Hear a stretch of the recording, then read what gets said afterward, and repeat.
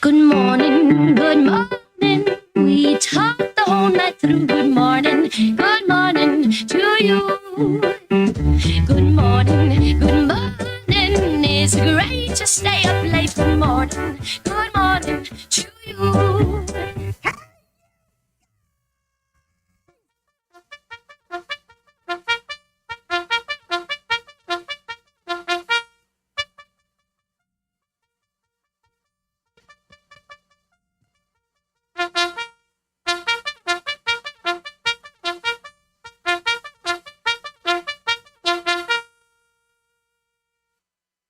Hi, this is Alan. I like IRONWORX because it's where everybody knows your name, and they're always glad you came. I love IRONWORX with Josh, Walt, and Zack. It's like sitting in your front room having a cozy chat with your best friends. Hi, it's Diva here, and I just want you to know that IRONWORX with Josh, Walt, and Zack, it's definitely my favourite dose of reality. Come join the family and keep it flat. Why sleep in when you could get your dose of iron in the morning? Listen to the IRONWORX. This is Enlightened Dawn. Roses are red, violets are blue.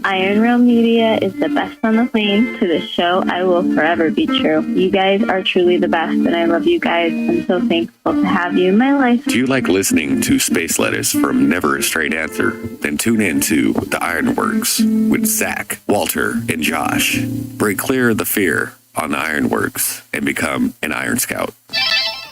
Wake up, it's a brand new day. Good morning.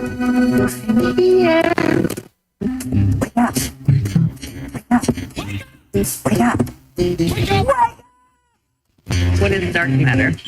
Okay, we don't know. That's great. That's why it's called dark. It's exactly. All reputable information comes from random people on the internet. Internet, the earth is flat. It's like school in your hand. Dark matter is something we do not know what it is. We believe that dark matter is there, but we have never detected it. Well, what I'm afraid of course, is that there is no dark matter out there. So what? There is no dark matter out there. We need to think really hard.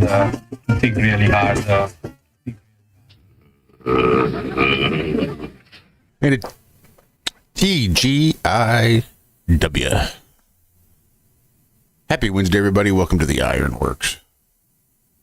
It is one of them kind of days where I am just dragging ass. Had to hit snooze twice this morning before I could get my happy ass up out of bed. That tells you anything. Yeah, me too. You ready? We can just say, I love y'all. Have a good day. Good night. We're going back to bed. Yeah, I had a rough time getting up too. How about you, Zachary? How are you doing? It's been like a rough week. Oh, it's shit. Cold, long days at work.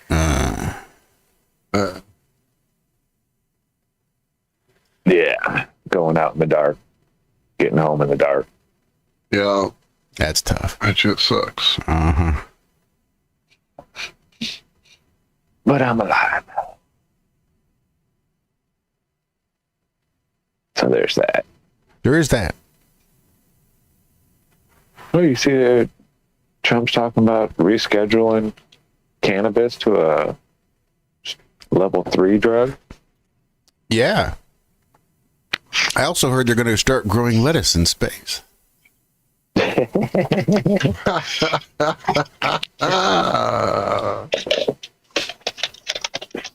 they do tend to talk about rescheduling this stuff every few years too, don't they? Yeah. Yeah, it wouldn't have been like permanent. It would have been an executive order. Which, is he allowed to do that? No. Thought something like that would have to be voted out by Congress. Even then, I don't think it's got to be voted on by Congress, but I don't think he's got that unilateral power to make other departments and other branches of the government do things. So he can make an executive order sort of encouraging them to, But they still don't have to, even if he signs an executive order declaring as such. That said, there is a little bit of weight put behind it. You to do things my way. Right. And I wouldn't be terribly surprised if it did finally get rescheduled. That said, just because they're talking about it don't mean shit to me.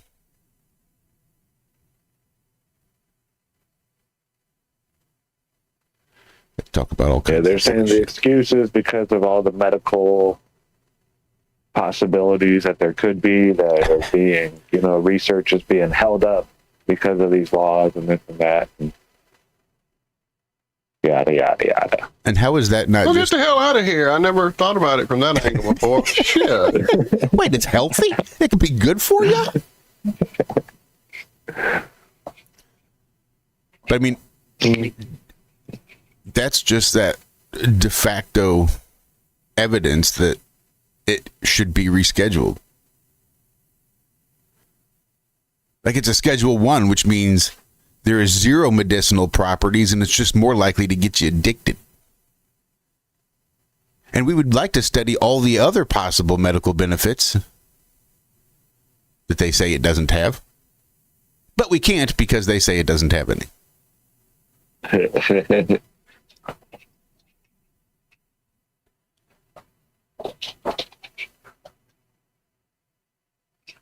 Idiots, I'm telling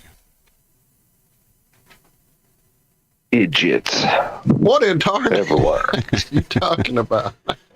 Now, Walter, did you ever consider that to be his catchphrase? Ever, never. It was always him going, "Tarnation, darn fool. My biscuits are burning." Idiot. My biscuits are burning. But no, he never said. He never said, "Well, I wore a monocle." Oh, wait, that was the other guy. I don't know. Somebody needs to call Brian and ask him. He probably would know. Ooh, you damn Berenstain Bears.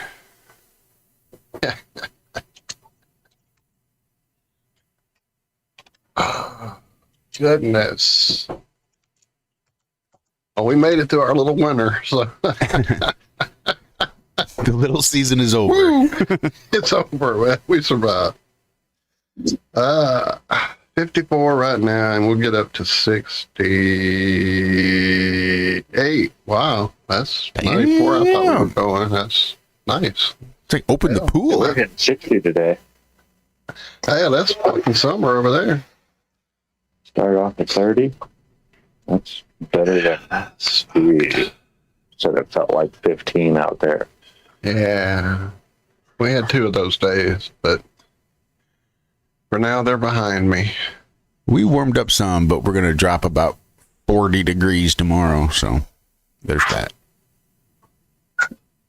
It's nice now, but it's going to be real chilly tomorrow night. Then it's going to warm up again. Like living with my ex-wife. What's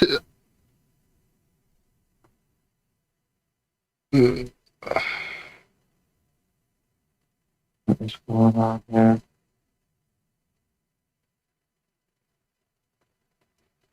I don't know. Just looking at the schedule.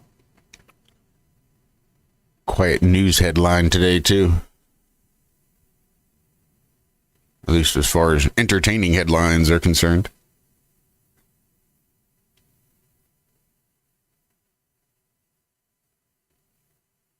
What's that? Oh, I was just saying there's no good headlines out there to copy over. Dude, Rob Reiner and his wife, that was crazy. What happened? Rob Reiner and his wife were murdered by their son. Yeah, that nuts. Apparently. Uh-huh. Had a big blowout at Conan O'Brien's party, some party.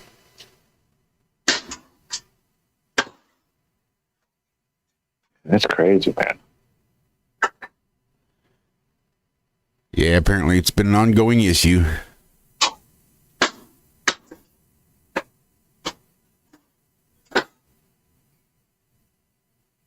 Remember when celebrity deaths used to come in threes?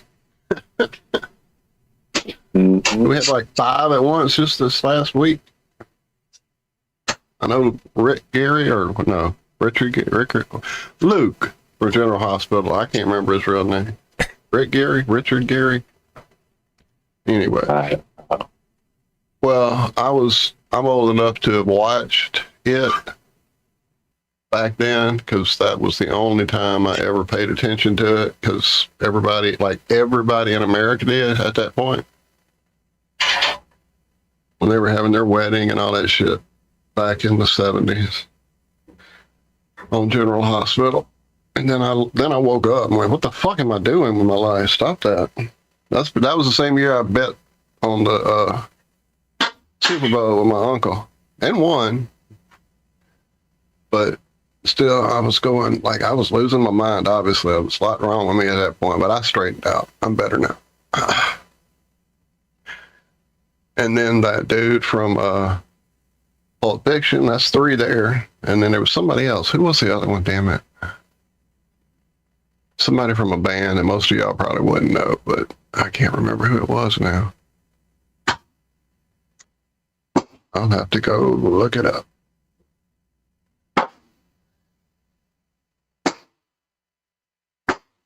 Are you building I don't know. What are you building? I guess is one question. Mic up. I'm sorry. It's all right. Good morning, Trav. I'm building my fire. One nail at a time. That's funny. Sorry about that. I knew I turned my mic, the video off, but apologize. No, it's all right. Speaking of temperatures and whatnot, it's pretty cold here in Colorado right now.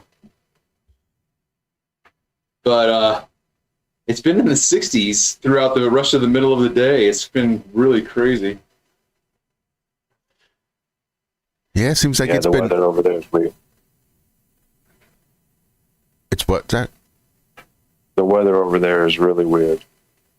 I imagine so, especially having all those different altitudes. Yeah, Denver's got nothing on us. We're at like 7,500 feet.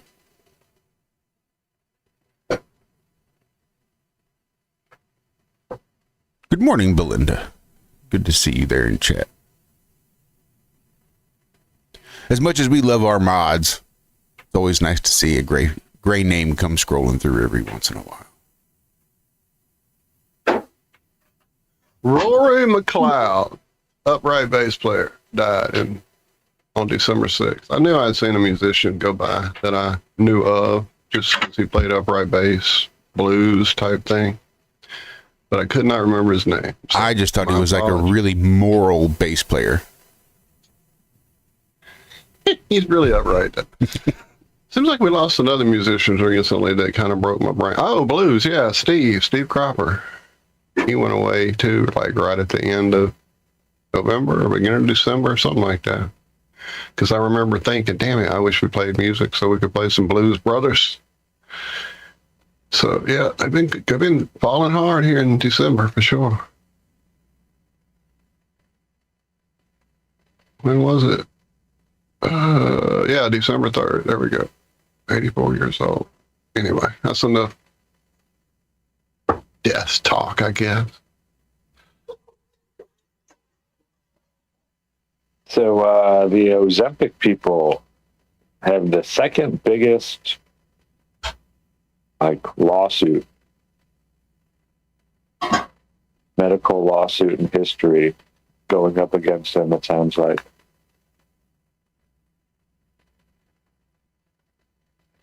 They're creating a separate multi-district litigation for the cases.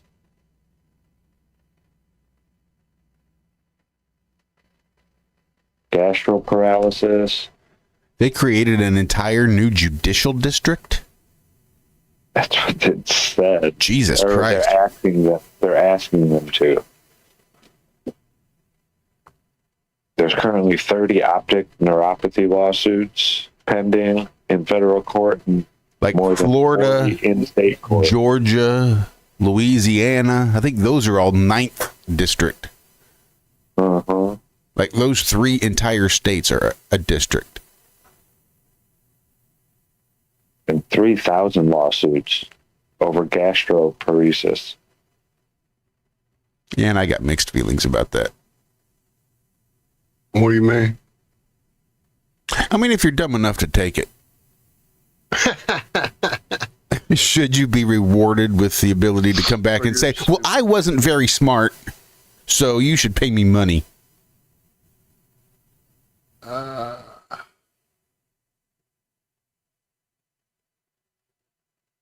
Yeah, we saw someone over the weekend who's been on it. I've mentioned yet roughly in passing the people that we used to do the karaoke with all the time. And you know, and I say that like in a haha, we used to do karaoke all the time. There were weeks,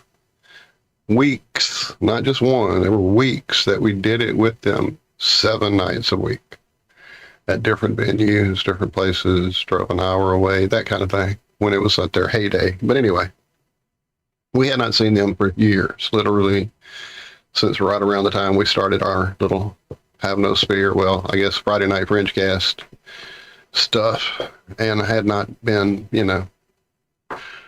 And then we went to see them, or we went and ran into them, or came across them, however you say it, when they had become car salesmen in the interim, and we were looking, and they had some used vehicles, and that's the first time I had laid eyes on her in, 8 years probably. And she was like the Ozempic's hangy skin, gaunt face, just like stunned by how terrible she looked. But she was skinny. I'm like, yeah, but you look like you're a zombie walking around. You don't look healthy.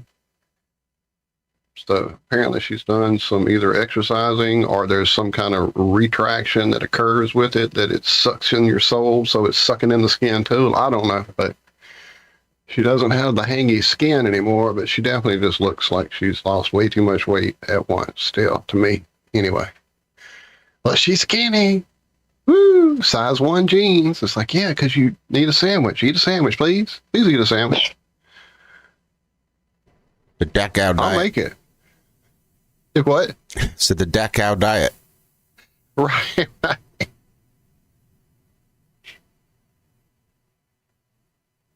So it looks like the federal government has set some new restrictions for the SNAP that are like set into place. So starting December 1st, did you hear how they're making everybody reapply and all that? Well, you get three months. Go ahead. Where you don't have to be working 80 hours a week or be doing, school or community service. But you get 3 months of that. And if, like, within a 3-year period, it's not like 3 months in a row. If you get laid off or something, you work for 2 months and now you're laid off again. It's not like it restarts over 3 months. You get 3 months over 3 years to get your stuff together. Now, is this done on an individual basis, you reckon?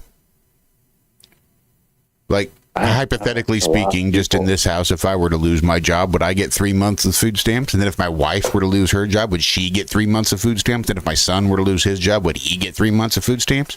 Or are they going to keep the same kind of application where it's done by household and or family size? Well, no, you can do 3 months without doing disability. You every 3 years. You can, but only every 3 years. Well, you can only be on it for 3 years. Yeah, there's a... Oh, they're putting a time limit on it too, huh? Yeah, there's a time limit on it now. It's not a forever, for the rest of your life type of... This is to help you help yourself. But you have to help yourself.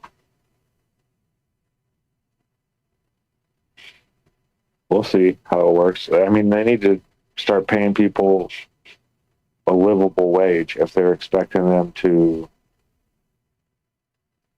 not be on food stamps at all. I mean, you know how many people work and are still on food stamps? There's quite a few. Uh-huh. So just because they're out there working at 80 hours a month, that's not going to support them. Yeah. I'm spending $1,500 a month on food. Ish. Yeah.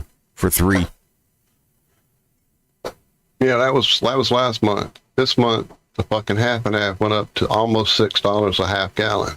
Jesus. Yep. I sent Michelle a picture of it when I saw the price change yesterday or day before when I went to grab some. And I'm like, you sure we need this? Yeah, no more cream. That's what I'm saying. I mean, sorry, they were out. Wait, what? You just say, sorry, they were out. It was all out. All out of cream. Oops. I don't know. They didn't have any. I don't know what happened. Miracle. But you also could just freaking go, completely pour and start watering it down. Just buy whole milk, water it down. Get something. Go to the local army surplus if they got some powdered milk. Yeah, there you go. In the 5 years we've lived in this house, our house payment has gone from $900 to, what was it, like 26? Again, it's doubled in the last 2 months, 3 months. You said 26, so it's $900 to $2,600. Mm-hmm. Yeah. Fucking kidding me? It's over 2. Maybe 6 is a little high. Maybe it's not 26, but it's over 2. Property tax? Primarily what it is, between the property tax and the insurance. Man, I gotta figure out how to get people off property tax. I would charge them to get off the amount that their property tax was for the entire year, so that would be my rate. I get you off the taxation. All you have to do is pay me your last monthly payment. And triple your money back if you go to prison. Yeah, there's no going to prison, man. It's just knowing how to use the system. But there's no going to prison when that good, solid, objective system that they equally apply to everybody. That system. That's what's going to keep you out of jail. No. The system that they apply is their system, right? So yes. So the trick. Hold on. The trick is filing a complaint, which is you're the one in charge. You're the one who runs the system when you have the complaint. They're your dogs. If you go in because they call you in, you're on their court, and yeah, you're gonna get fucked. But it's the same thing. If I took you to court and I knew what the fuck I was doing, you would be like, hey man, let's settle out of court. I'm not gonna go to court against you. You know what I mean? Like when you use the system correctly, it works for you. That's what I'm saying. But we just don't know how to do it. So if we knew how to find out what that one little thing in their taxation law, like as to how they can assess your house as a property to tax, which is basically, as far as I know, from what I've looked at, is they convert your property to a business, and that's the only time that they can tax an entity or an individual or a person is because those are corporations. Now, the reason why you and I get taxed is because we somehow got sucked into that vortex of corporate personhood. Yeah. So as long as we go into their court system and say, hey, we don't like the way you're treating us, like we're fucked. But when you sue that, like for instance, if someone, if I was trying to mess with the system or something like that, and the system sent somebody to me personally, like to give me a subpoena, I would sue that person. That's who I would take to court. I wouldn't take the state. I wouldn't take anybody. It's the person who comes to me who then is the process server. You're taking the process server to court. Yup. Oh, don't shoot the messenger. Fuck you. You're on the wrong team. Yeah, I'm going to sue you because I don't know anybody else. Like, okay, then fine, take me to your leader.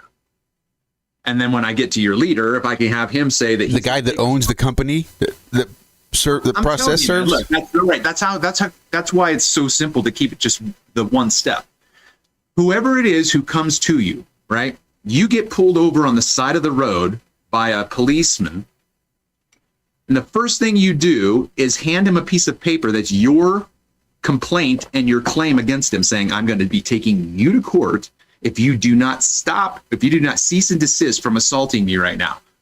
Let's say he doesn't read it. Let's say he ignores it and just asks for your license, insurance, and registration. Yeah, that's fine. You can throw up all of that stuff if you want. But my point is that I will inform the officer that if he continues to assault, kidnap, and then perhaps steal my property, because once he kidnaps me and puts me inside his car, what are they going to do with my car? They're going to impound it. Well, that's theft. That's grand theft auto. So I have now 3 counts that I'm going to sue you for. And if you call back up, every single one of those guys is going to get sued too, individually by me. So those guys are going to have to defend themselves, not the company, not the department, not the state. You motherfucker. How about you stand on your own 2 feet, put up your dukes, and see how long you last in the ring with me? That's how you do it. Now, I've never done it, but that's the basic skeleton construction of it. Which, again, I think is like reading a book on communism. Yep, in theory, that shit works great. It looks great. Right there, that would be a beautiful way to live a life. But as soon as you try to implement it, well, now it's just starvation and death and all kinds of fucked up stuff. Well, I don't take that doom and gloom perspective on the fact that I haven't put this stuff into play. Do you know someone who uses it consistently? I mean, I've just been keeping up with Alphonse, and he's still pushing against the property tax in Pennsylvania. But he's doing all. Is that a no? Is that a no to my question? You don't know of anybody that uses it consistently? Yeah, he does. It's just a long fucking process. You have to keep filing paperwork. It's paperwork. He's not in court. He's not getting sued by the state. No one's coming after him because he's questioning property taxes. He's just filing paperwork so that he has it on the record, so that once, he's got all his T's crossed and his I's dotted. But yeah. Hey man, there's nothing wrong with theory. No, absolutely not. But it becomes a bit of just navel gazing when your theory becomes so far devoid of what happens in reality. Well, I mean, what happens in reality is I think that most people, of course, we don't see the mainstream media telling us that someone took, a stand against the state and won.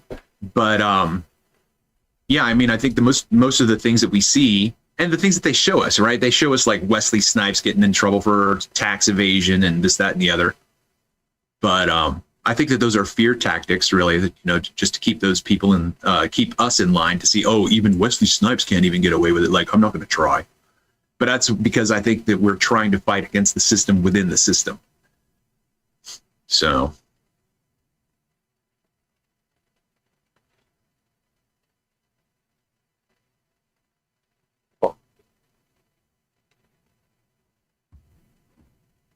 Yeah, I sure wish it worked as well as they say it does.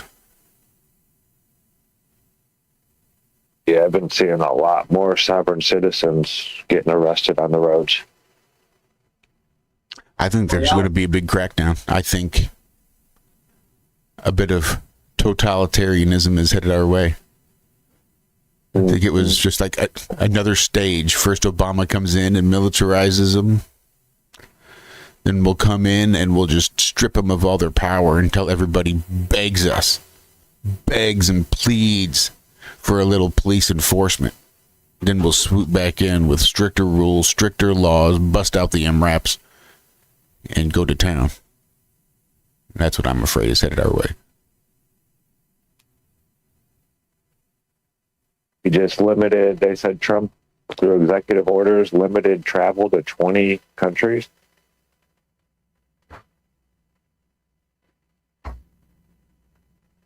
I don't like that either. Well, you're free. You just can't go travel to this country.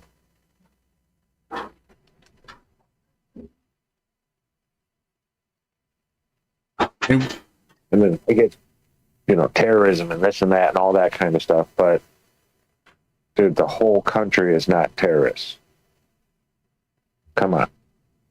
Yeah, but you got to keep everybody in line. So that totalitarian thing comes in. Total Total.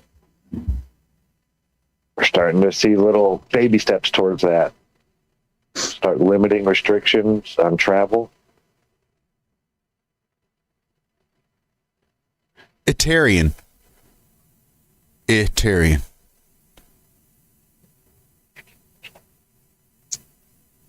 What's that suffix mean? Oh, I don't know. I just thought we were breaking down words. Earth. Yeah, but you took it to the suffix, so I was wondering what the suffix means. Not sure.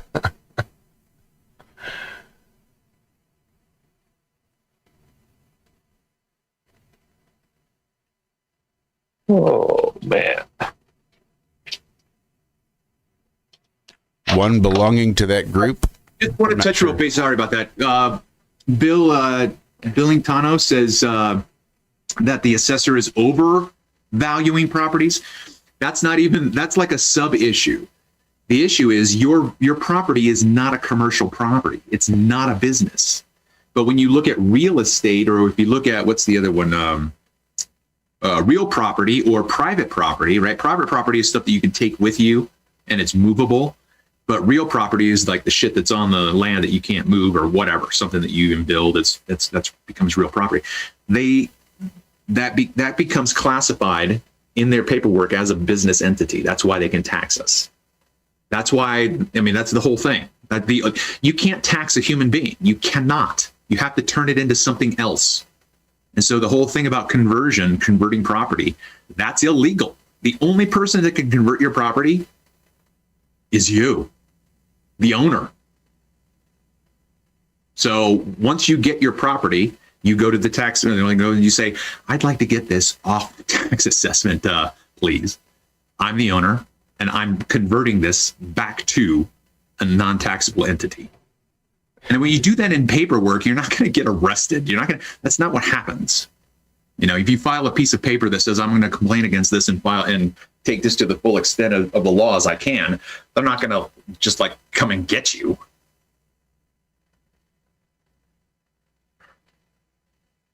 There's no harm in asking a question, right? You write your tax assessor and you say, I would just like to know and understand, right? Because that's the whole right that we have, is to understand what's happening to us.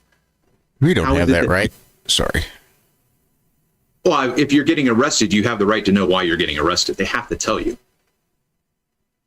But you don't have a right to understand what it is. Okay, well, if you're going to nitpick over the understanding and know, that might be fine. I met Josh. Travis, this is Josh. What did I think? I'm convinced there's just no such thing as rights at all. Practically, yes, you're right. But if you had an issue with your neighbor, the state would back you up. If you went to the state and said, I need your help, I have a complaint, this is the assailant, these are all the details. You know what the state's going to do? Fucking go get that guy for you. Maybe. I broke into my neighbor's house and stole all of his shit, and now this motherfucker won't leave me alone. Excuse me, officer, can you get this dude off of me? Because he just keeps bugging me about all the shit that I stole from him. They're not going to come, okay, yes, sir, and head their way over to arrest the neighbor. I'm not sure that's how that works. Right. But my point is that even with the paperwork, you're not going to file one piece of paper and then your neighbor gets arrested. It's a process. So if I file a complaint against my neighbor and then he goes, well, I'm just going to countersue you because you're just annoying me. That's going to go in the record on paper, and it's going to be part of the evidence. And then the jury of 12 is not going to side with the neighbor who's whining and complaining because my complaint is legit. His isn't. My point is that the only person that decides that is the judge. No, not in and they can just chuck it out. They can just chuck it out. Not in a courtroom of 12 peers. He's not the jury. You have to get to the jury of 12 peers. There's not like a line of people at the courthouse waiting to go see a jury of 12. You have to get to that point. Mm-hmm. And the judge can throw it out immediately. Just refuse to hear it. Well, okay, I think this is stupid. I think you guys can figure this out yourselves. Case dismissed. You can sue him. Then you can sue him. No, you can't. Good luck. Yeah, you can. I suppose you can, but if you figure the 0.1% of people that might actually successfully sue a judge versus the other 99.9% of people that spend their money suing a judge and then it goes nowhere. Like you're just shopping around for a judge that will prosecute another judge. Good luck. No. See, look, again, part of my argument is when we're in their system, they don't have to back each other up because the system is built so that it stands against us. It stands on its own. They work within it and they don't have to back each other up. But in the civil side, whereas you and I control the court system if we know how to, because the judge is our bitch. We say, I move you. I make a motion for you to do this. Do this. You have to put it in paper. You can't just say, I wish you would do it. You have to put it in writing. You have to order the judge. He will follow your order in the civil court. He is a public servant. You're the public. You have a complaint. He's going to back you up. If he doesn't in your system, if he doesn't, the other guys are, they're going to go, dude, get in line. You're thinking that we're in the commercial side. We're over here in the civil. This guy's right. Whatever. I'm just saying.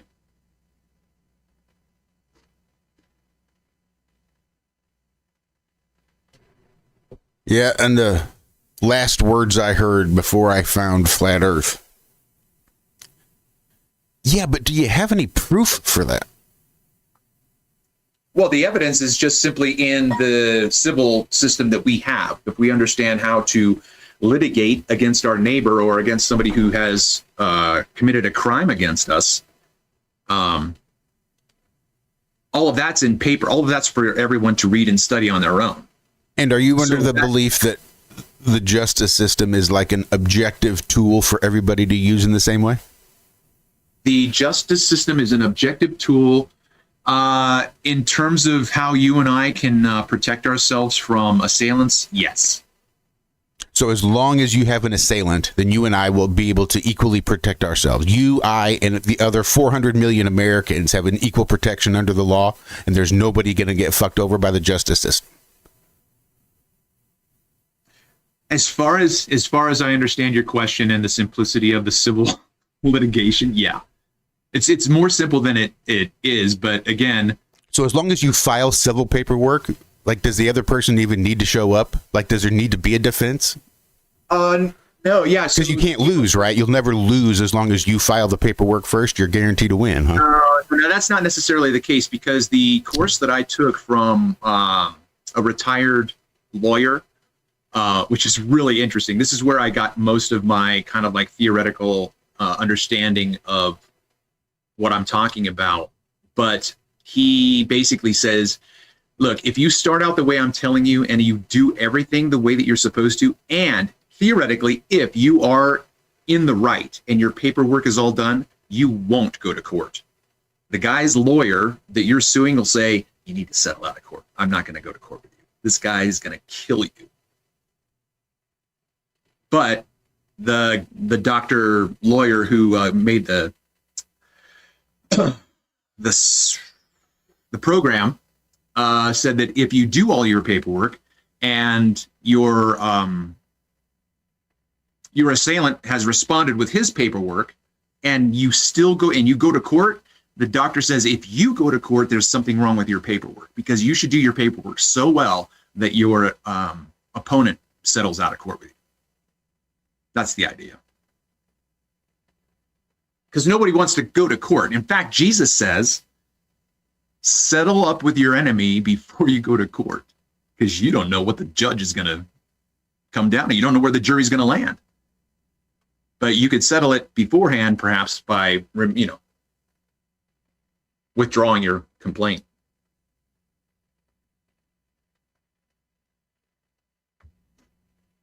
Help me, Tom Cruise.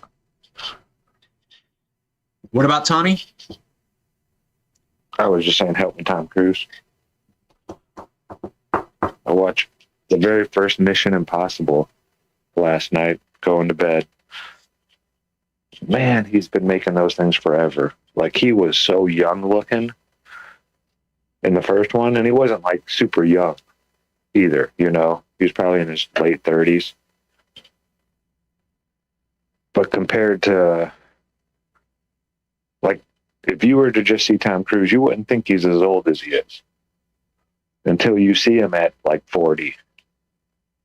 You're Yeah, like, but oh, that's what he looked like at 40. Okay, so yeah, he is older.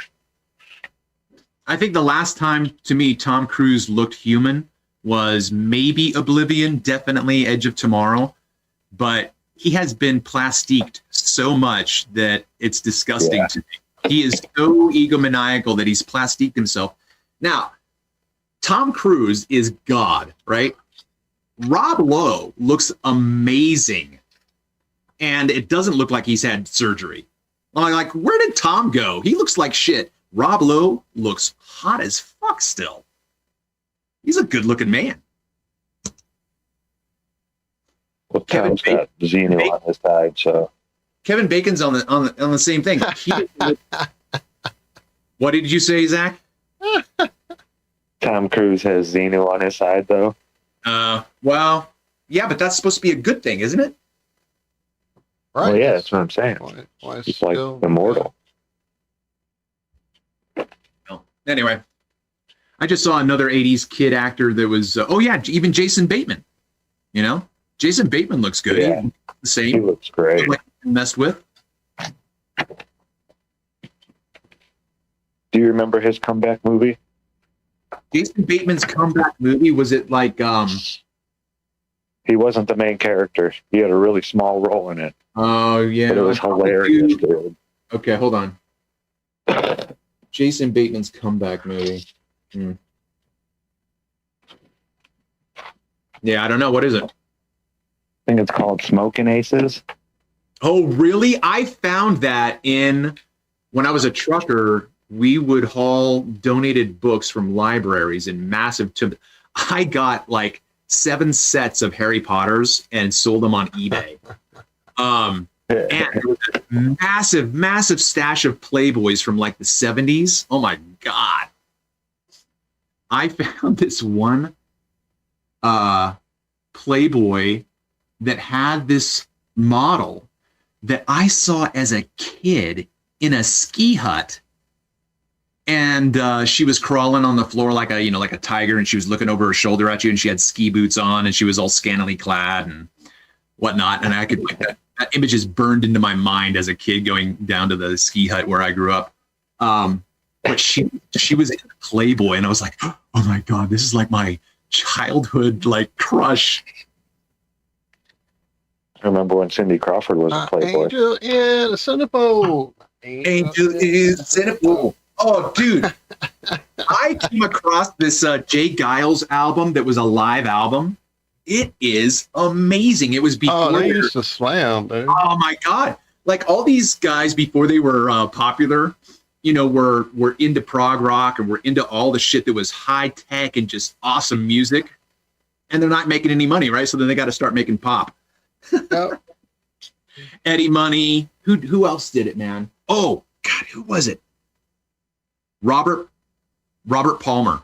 Robert Palmer, yeah. His life before Addicted to Love, he was amazing. He had some insane style in his music. Good stuff. You ought to check out early Robert Palmer. Oh yeah. Oh yeah. Is that from ELO?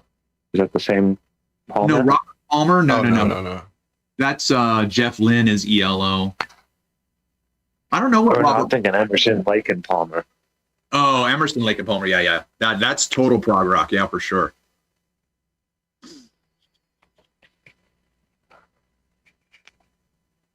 Oh. Hey, well, do you ever watch people react to music? Oh, I didn't know I'd meet him myself. Yeah, absolutely. Quite a few different people I like watching. Yeah. Who do you? And then I'll just go floating around trying to find somebody new that I haven't seen. It varies. Huh? I got somebody for you to check out. Go ahead. He goes by Sohum Reactions. Seems like I may know him. Let me go look. Oh yeah. Okay.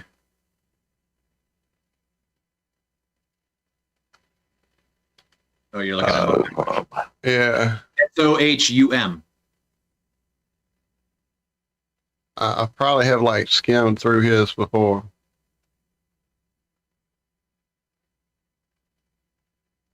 Oh wait, that's apparently not going to be an easy search. Yeah, I got it in the chat. That's fine. I think I found it. Is he like? Yeah, that's him. Yeah, I've seen him. I've seen him. I don't have it like. Okay. Yeah. What about Nick and Lex? You know Nick and Lex? That's the husband and wife. Didn't they break up? No. They no. Nick and Lex didn't break up. I actually got to meet them. I was here in Colorado on my way to California, and I organized a breakfast meetup with them. It was good. That's cool. Yeah.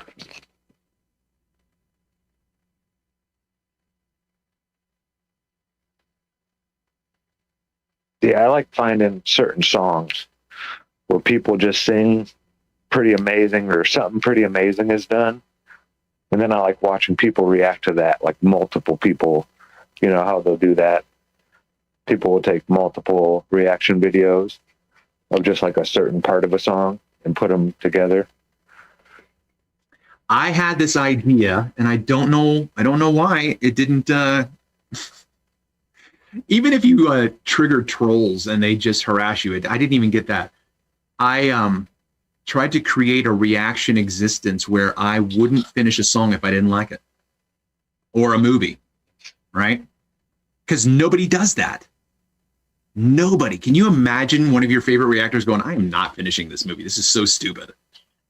That would just like be a complete mold breaker.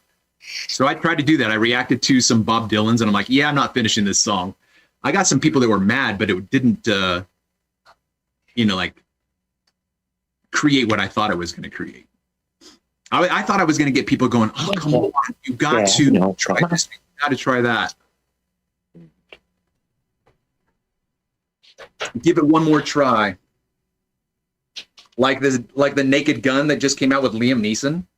Like, man, I would not. I tried like 5 minutes. I'm like, no, I'm not doing this. This is so stupid.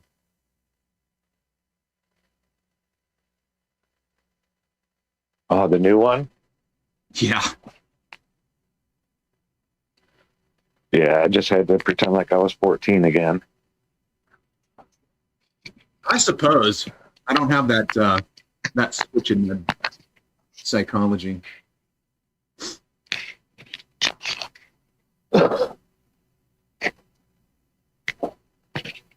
Are you still down in South Carolina, Zach? Yeah. Yep. Been thinking about Arkansas. Like that. Huh? Why is that? It's between Josh and Walt. Right? I was thinking it'd be close to me then, but I didn't want to get into all that because who knows if you'll come this way. But yeah, that'd be cool.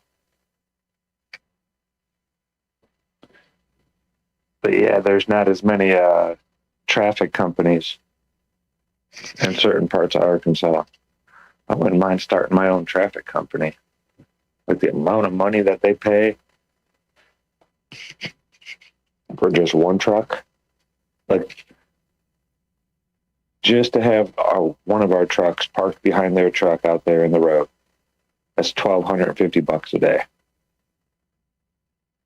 Not to mention they pay the people. Like, $30-something an hour to have people out there. It's just crazy the amounts of money. And then they pay for the, like all your equipment in the back. Like you lease that to them daily. I think that's like $500 a day for them to use your cones and your flags and all that kind of stuff. It's crazy, the amounts of money. That the state makes? Are you talking about the It's state? just getting in. No, he's talking about a private power company. I mean, they could probably contract with the state for similar, maybe a little lower. Right. Yeah. Okay. Yeah, they pay big money for traffic safety. Pretty wild.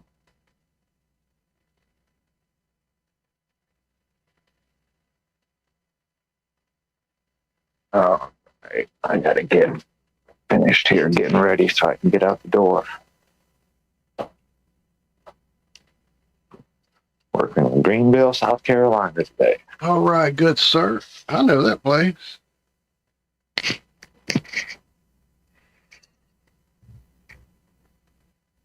You be safe, sir, and warm. Yeah, I'm kind of getting used to the cold. It doesn't really, well, I know how to dress warm. I did plenty of ice skating and playing out on the ice and building snow huts and all kinds of crap.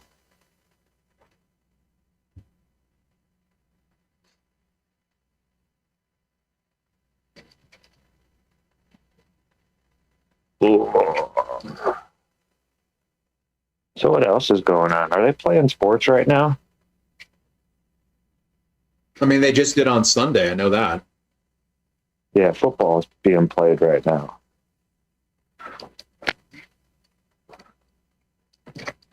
Yeah, it just doesn't do it for me anymore.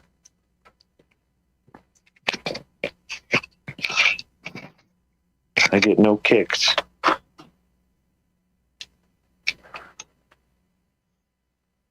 All right, so tell me what you guys think about this. But I'll ask a question as a lead-in first. What, like, is the... Do you know how Groundhog Day got started? Like, just... No clue. The Druids, I think. Okay, so you're saying that it's an imported tradition from... No, I was just joking. No, I have no clue. Okay. Well, anyway, I mean, the basic gist is trying to prognosticate if winter is going to be longer or shorter, right? Yes. Isn't that right? That's the story. Right. Okay. So we have a prognostication of weather, and we're trying to assess as to whether or not it's going to be six longer or shorter, right? So there's something natural that happens. And there's this like ebb and flow of when winter is going to end. That sounded familiar to me at some point. I was thinking to myself, and I said to myself, "So isn't that the end of the summer? Like, don't we call that Indian summer? Because sometimes in the fall it gets so hot, it's like, man, this feels like summer." So that is interesting. We have something in the fall that's 6 months later than something that happens in the winter. I find that interesting. So here's my question. Who wants to create with me a new Groundhog Day, but for the fall? Because that's what happens. I mean, that's how stupid Groundhog Day is. Like, why do this? Like, how do you make this monumental commercialized celebration? Like, we're missing out on an alternative. Well, as with a whole lot of all that stuff, it always usually is going to have religious roots, and this one is actually Christian. It's February 2nd marks Candlemas, which, although they are an awesome metal band, is actually a Christian festival, which is the presentation of Jesus. I have no clue about all this. I'm reading it.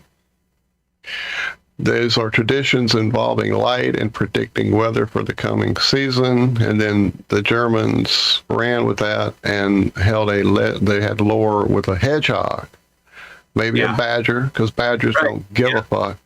Right. And they saw its shadow on Candlemas. There'd be 6 more weeks of winter. If not, spring was near. And then the German immigrants got here, they were heavy duty there in the Pennsylvania Dutch area, and lo and behold, next thing you know, everybody's watching old Punxsutawney Pete or Phil or whatever his name is. What was that place? Gobbler's Knob? Don't Google that, whatever you do.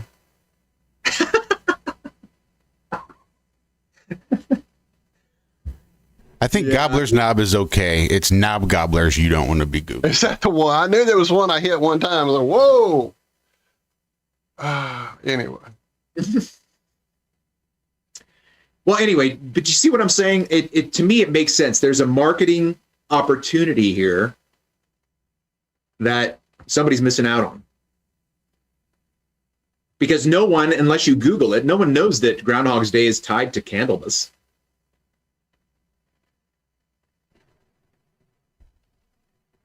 But then, like you said, Trav, what are the chances that Groundhog Day and them finding their shadow, seeing their shadow, and the extension of the winter is directly tied to an Indian summer? That really all seasons have been just pushed just a touch because our fucking calendars are off. Yeah, I agree with that too. By the way, everyone, I believe, as I've calculated, that today is the last waning crescent moon. Ever? So right at no, just for the year and the month. So what that means is it's about 6 o'clock. Get up and challenge yourself to stick with it to watch the moon just evaporate as the sun rises. It's pretty mystical. More mystical than that is watching it come back 3 days later on the first waxing crescent, which happens in the evening. So in case anybody's out there and you find this interesting, everything about the moon has polarity, right? Today is the last day of the waning crescent, and it happens at dawn. In 3 days, when it's the first waxing crescent, it happens at dusk. Complete opposites. Morning, evening. 1 day, right? And then the first waxing crescent, where it has a thin little fingernail sliver, the opposite phase of that is the first waning gibbous after full moon. Those two, if you put the first waxing crescent together with the first waning gibbous after full moon, it makes a full moon. So then if you just think about clicking that all the way around the 30 days of the moon cycle, whichever moon you're on, I'll make it easy, go to quarter moon waxing. Guess what its opposite is? Quarter moon waning. You put them together, guess what you got? Full moon. Every phase of the moon has an equal and opposite phase. So if you look up at the moon and you're like, oh man, that looks full. And then you go out the next day, you're like, oh man, that looks full still. And you go out the next day, you're like, God, it still looks full. That's 3 days of it apparently looking full. Guess what you have to have 3 days of in opposite? 3 days when you can't see the moon. Guess what we have?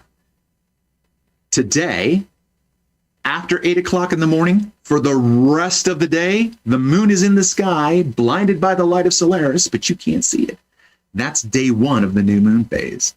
And then tomorrow, there's no moon visible. Not even at dawn. Last night, this morning we got up, we could see the sliver of the moon. Tomorrow, nope. Why? Because it's right next to Solaris. So that day, tomorrow, all day, no moon anywhere, not even at night. And then the next day, no moon all day long. That's the third day. 3 days, 2 nights. There is no moonlight anywhere in the world. Everybody I tell that to doesn't know that. And I bring it up whenever I go into a metaphysical shop or whatever, and I know those people are into astrology and all that shit. They don't even know that. They know some things about the moon, but they don't know what I tell them. And guess how I discovered it? By watching the fucking moon. It's just amazing to take your time, you know what I mean? And watch nature and just be like, oh man, I didn't know that. That's interesting. Have to ponder on that, sit and think about that. Yeah, have the time to do that, bro. Have the time to have a think. That's amazing. You've been to DC, haven't you, Travis? Yeah. And the reflecting pond, there in the, I forget what they call it, but like the big pool of water that stands in front of the National Monument. Yeah. Like where the Forrest Gump had his big speech and got his mic unplugged. And there's that big pool of water. I just thought it was like this serenity thing. Like it's a water feature that's supposed to calm your mind and you sit and reflect. Like the reflection pool is more about like an interpersonal sitting and reflecting. But that's how throughout history people tracked the movement of the stars and what goes on in the sky. They did not crane their neck and look up. They found a body of water and looked down. Really? Yeah. That's why they call it a reflection pool.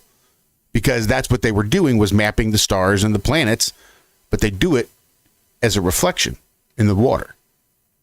Man, I wonder how complicated that would be, because you're looking down and it's a reversed image. You gotta, right. Yeah. That would be complicated, bro. National thanks, Justin. However, it wouldn't be complicated if you had time to exercise your brain, you know what I mean? And think about stuff. And you'd almost have to even realize that you needed to reverse everything that you saw. Right. Yeah, for sure.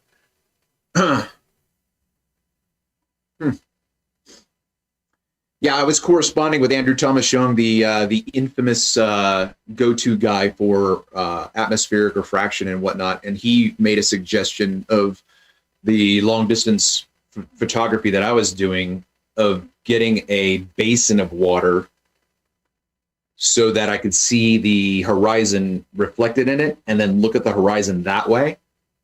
And I'd have to go back into his email to see what he was saying was specifically, what specifically he wanted me to do that for, because it's been a couple of years since I had that email. But yeah, he mentioned a reflecting pool for making those observations out on the horizon. I thought that was interesting. Like that would change anything. Like, why would I want to look at a reflection of what I'm looking at directly? I don't know.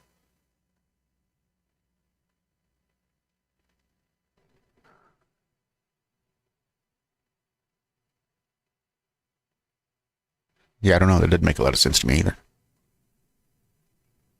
It could have something to do with the left brain, right brain, logic versus intuition and imagination and things like that.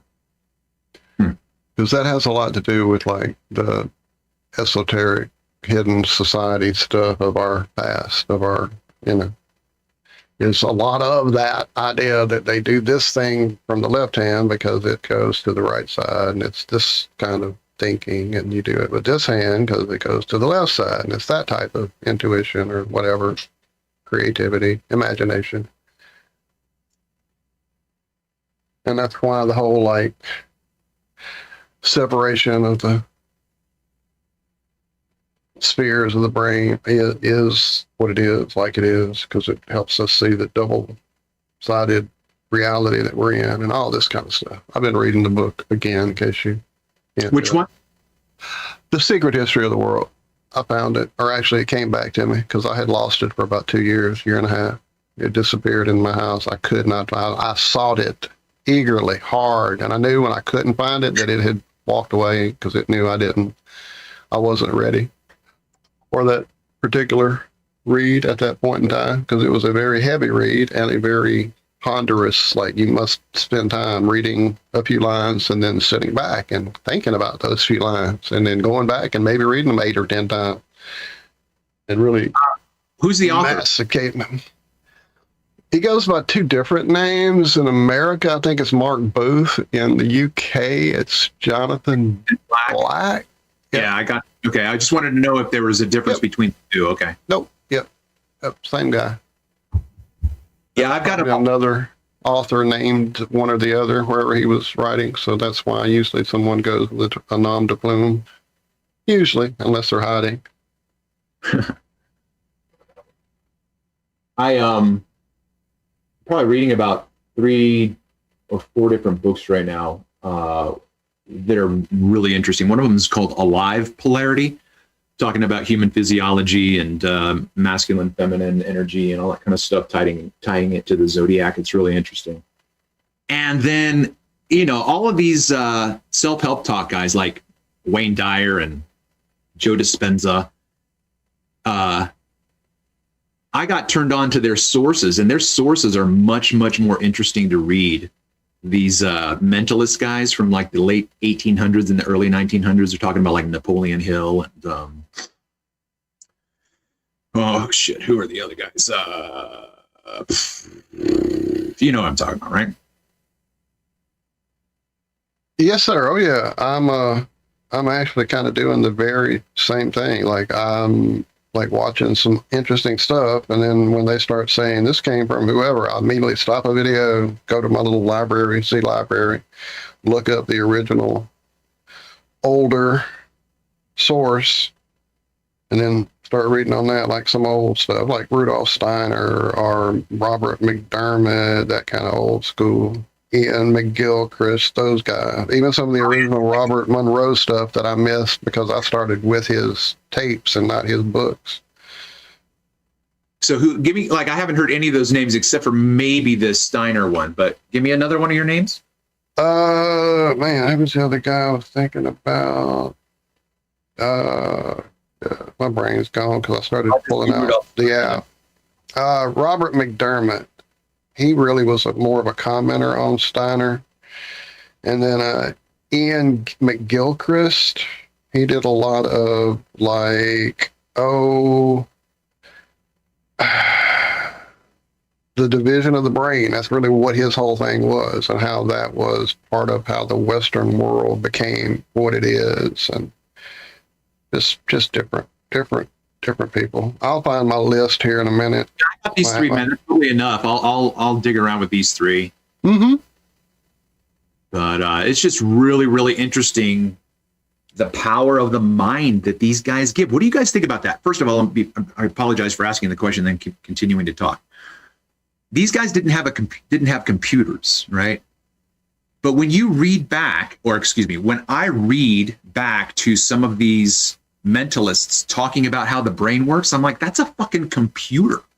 So you're telling me that our brains have the ability, not only within our own physiology, but their whole part of mentalism is that our brains have the ability to change reality. Like, these guys are saying this back in the 1900s. Oh yeah, 100%. Yeah. I know, that's fucking crazy. Nuts. Yeah. You think, oh, this is all new. I know. We're figuring it out because we're paying attention and we woke up. Yeah, they were on this already, bro. You may have woke back up, but they were already on it way back. Yeah. I'm not even saying that I hear what you're saying, but I'm not even saying that I'm discovering it right now. I'm thinking back to, like, as a when you first hear this, where someone, like, if you've never heard someone think out loud or say something like, did you know that your mind, you could change reality if you do something in your mind? Like that information initially, when I heard it, was just absolutely redonkulous, right? It's just crazy. Like, why would anybody ever think that you could change reality with how you think? And it's not going to happen right away. Like, if you try to think right now, go think, like $1 million. By the way, I've been trying to manifest Colorado's Powerball, $1.3 billion. That's hard work. That's hard, trying to manifest something.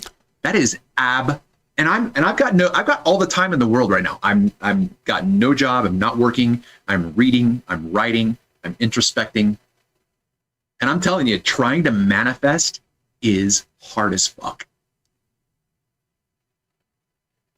So I have no idea. I have no idea whether or not it works. So then I have to keep paying money to the state so that I win the Powerball. And finally, like in 3 months, when it's up to $3 billion, and then once they take taxes out, I actually get $1 billion, because that's what I've been telling myself, that I am a billionaire from.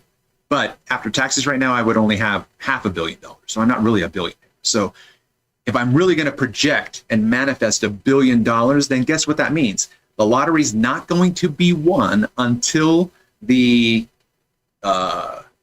net is enough so that when they deduct their taxes, the $1 billion is still there. Like, I'm going to have to work my ass off until that happens. Right. So then think about it, right? Why would I keep trying to do something that I've tried to do for the past 2 weeks and it's not working? Isn't that the definition of insanity, to try to do the same thing again and expect something different to happen? So why would I then, today is Wednesday, there's a Powerball drawing today. Why would I try again? I didn't win on Monday.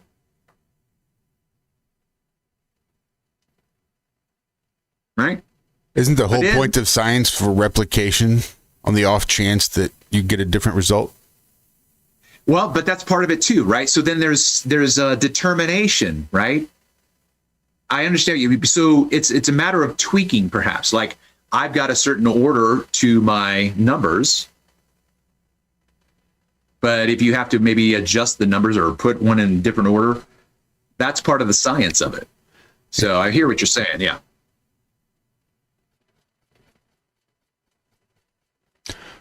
Well, I've got some really good advice for you, but I'm not going to tell you anything until Friday. So. Okay. Look, I got dog in the fight too. I've spent $2 on this lotto.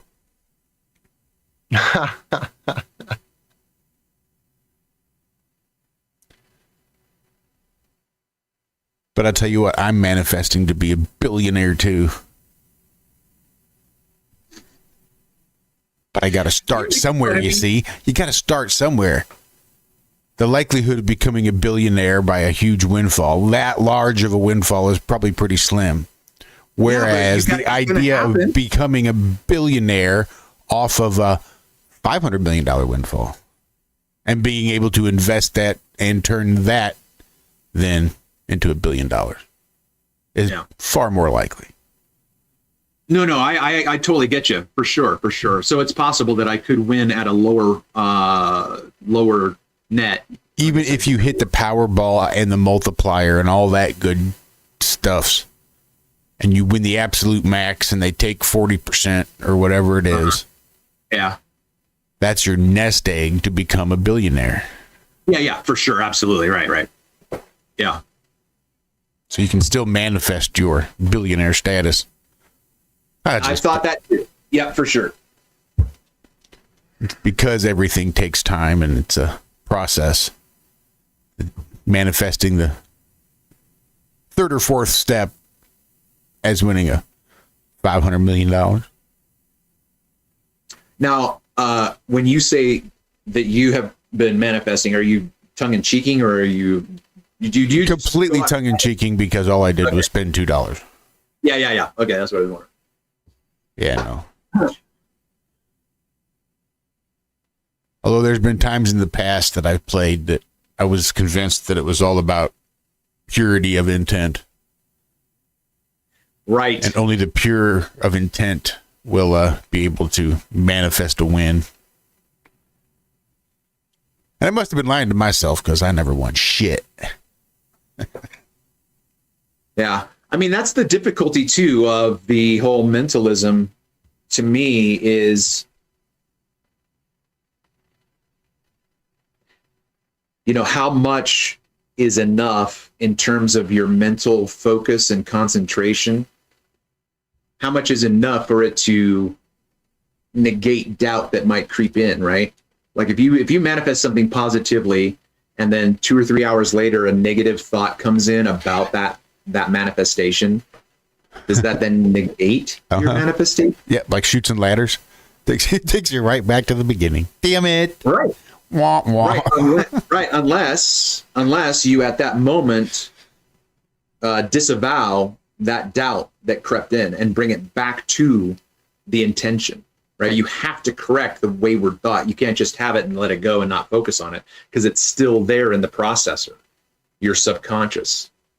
Elizabeth, as I call her.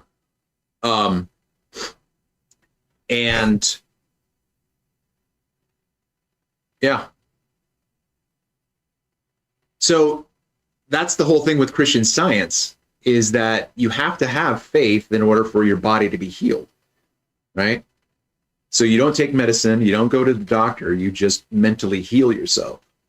And then you get James Hatfield's mom, who dies as a Christian Scientist because she didn't go to the hospital, and he has this antagonistic, mentality toward Christian Science.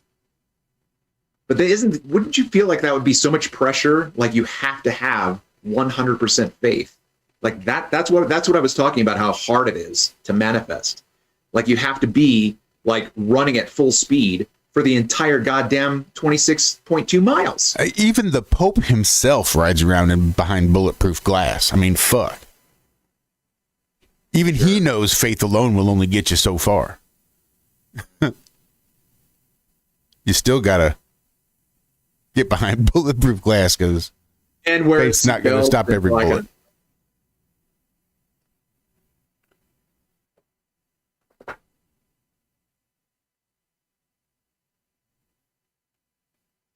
And I do want to give a shout out to Regina and to Blind Fury. I know she dropped a link on Monday of Blind Fury doing something.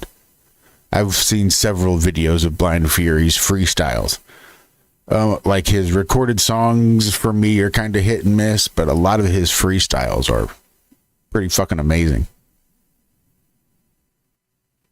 For a blind guy, I guess, is the gimmick. I don't know. But still, go check out Blind Fury. Is he really blind, though? Yeah, I'm pretty sure he's really blind. Pretty sure he does not wear glasses. So it adds an extra layer that you'd have to fake. And if he's faking that, then yeah, right. Does it really matter? Like, sure. If he's doing it that well, I think we might as well go ahead and yeah, just like give him a handicap, so to speak.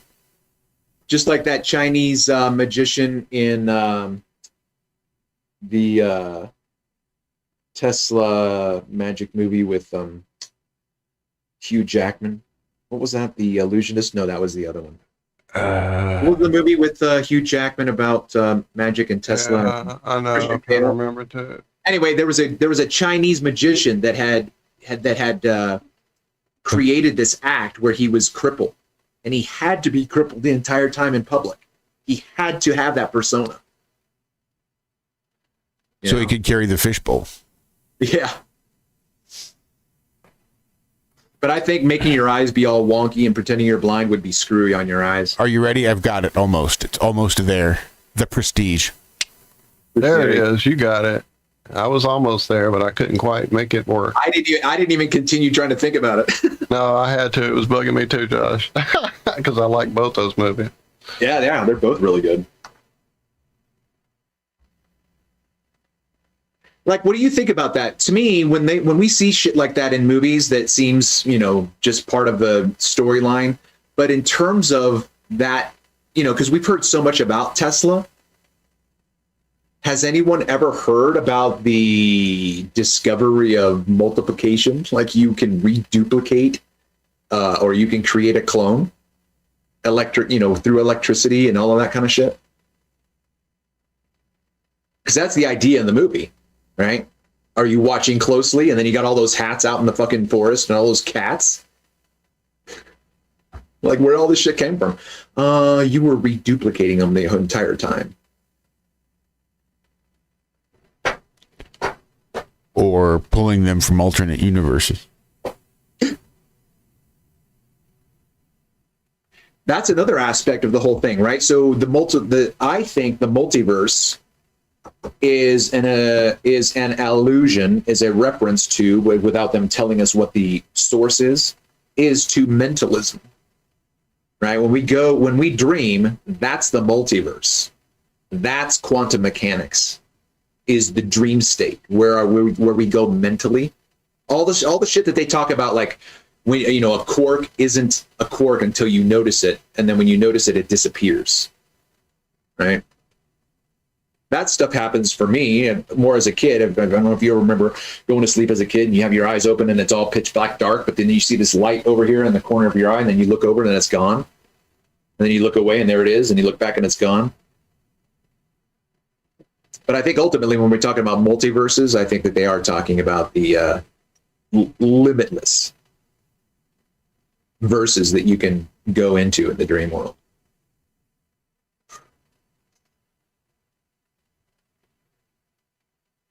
Which would then require lucidity, which then is hard fucking work. Training your mind to be like this master computer is really hard work. Are you familiar with a guy named Chase Hughes? Never heard of him. Oh, well then here you go. Put this on your list. All right, Chase Hughes. I'm going to put it in my search.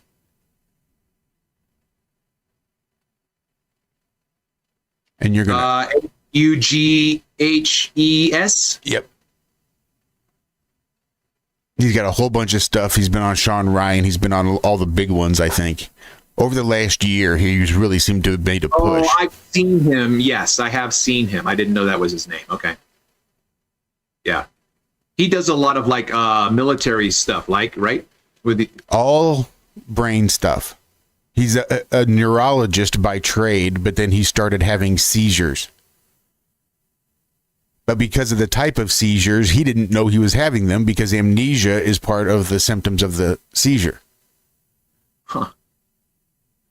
So then once he found out as a neurologist, as a neuroscientist, at least as a neuroscientist, he then had to figure out, what was triggering these seizures. It was degenerative. It's like the hypothalamus was just feeding on itself and eating itself. And he was losing like 1 billion neurons for every minute he was having a seizure, and they're like 10 minutes and he was having upwards of 3 a day. He said it was just destroying his life.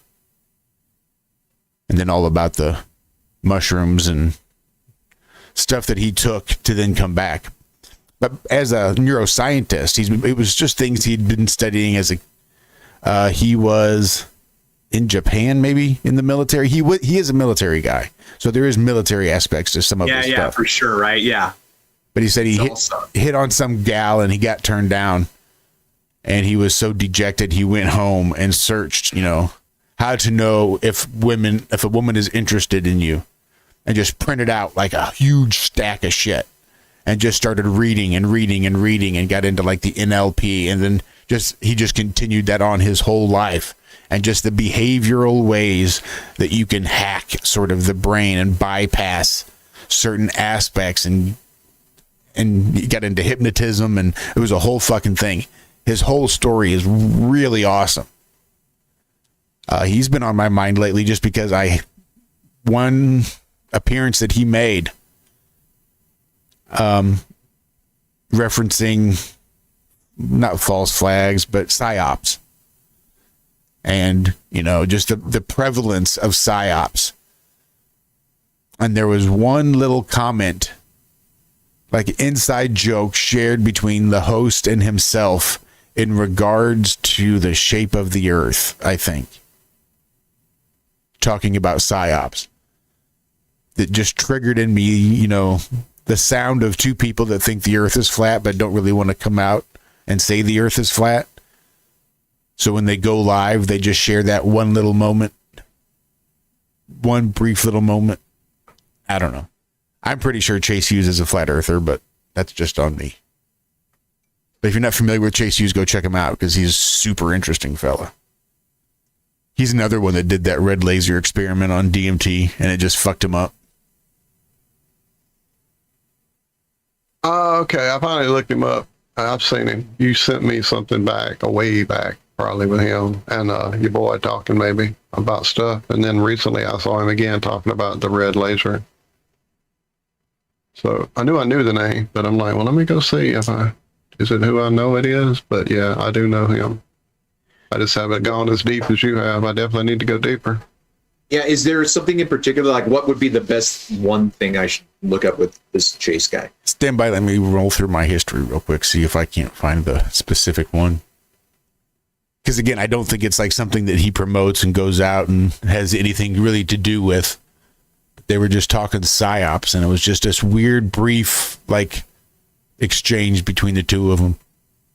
Just a few words. I can't even say what it was, but it was something that definitely threw up a flag as I was listening that I had to go back and re-listen to. Did any of you watch Begoria or Begonia? Don't think so. Okay. Does not sound familiar at all to me. It's a brand new movie that just came out with Emma Stone and Jesse Plemons. And there is a out of nowhere, a flat earth depiction in the movie. And I thought to myself, like, at this point in the reality that we are, with as many people, even if you don't think the earth is flat, as many people that do, why would you put that propaganda into a movie. But I was thinking like, okay, so what if I were a normie and I went to the movies and watched this? What would I think if I saw that? Like what would that do to my mind if I thought, or would I just not even think about it and not even realize that I'm looking at a depiction of what the Flat Earth Society depicts the Earth as, which was a floating landmass with a dome over it?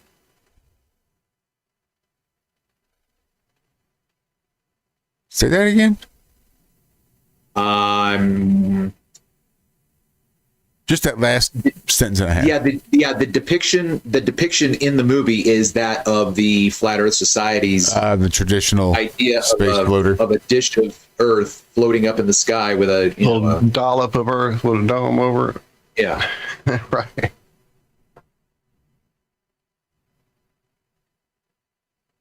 Well, that doesn't surprise me. I mean, especially for people that just want to take the idea of it.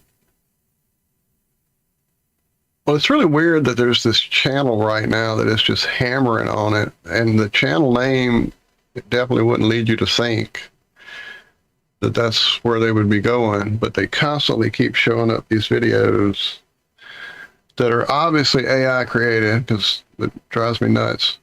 But the content keeps going into all these places of, the feed from the satellite failed and suddenly the Earth looked flat, and the feed from the ISS went away and it was flat. It's just kind of, I don't remember the name of the channel, something about cat, mythical cat. Let me go find one. But it's so badly done and presented that you never know when what you're supposed to be looking at is the real thing you're supposed to be hearing about, or is it all just made up bullshit to get channel clicks, or what? Mythical cat. Is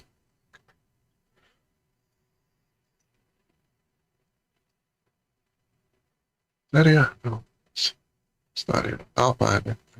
I'll have to go in my history, because I haven't watched any for quite a while now, because I got tired of the bad format. The first couple, though, I was going like, well, what's going on? What is this? Hey, Big Pine, I have that album.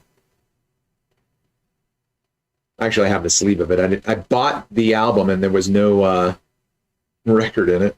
I'm looking through my history. What album are you talking about? Big Pine says, domed space plate rocket ship up like the giant Guitar City on Boston's Don't Look Back album. Sure, you did that too. I am sitting here about a foot and a half away from an empty fucking Boston album that I bought at a garage sale just to have that cover, even though I have that fucking album probably in my attic as a real album with the real cover on it. But I did the same take a fucking picture thing. it's on the, yeah, I've got two. I can show it to you behind me. Hang on, let me turn my camera on. That's fucking hilarious. I guess I could do that too. Where's the camera? Camera. Can you see it back over there? Right there. Corner. Let's see. Mine's turned at an angle. Hold on. How do you see it back there? Right there? Yeah. Yeah, I can see it. You see my cast must have got back there. Yeah, I see it back there. I see it. Yep.